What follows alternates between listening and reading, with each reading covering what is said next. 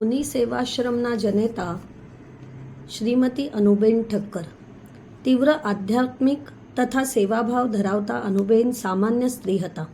તે ફક્ત ધોરણ 7 પાસ હતા, છતાંય તેમના ગુરુના આશીર્વાદ અને ગુરુએ ચિંધેલા માર્ગ ઉપર ચાલતા અનુબેને મુનિ સેવાશ્રમની સ્થાપના કરી.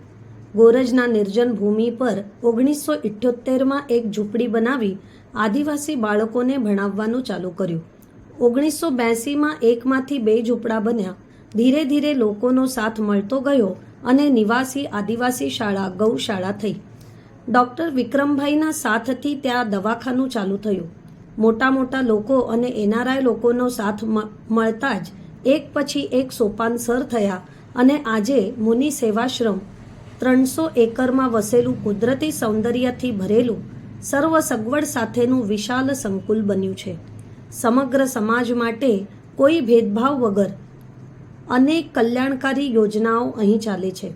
ત્યાં મોટું કેન્સર હોસ્પિટલ પણ ચાલે છે. આમ અનુબેને લગાવેલ વડનો છોડ વિશાળ વટવૃક્ષમાં ફેરવાયેલો છે.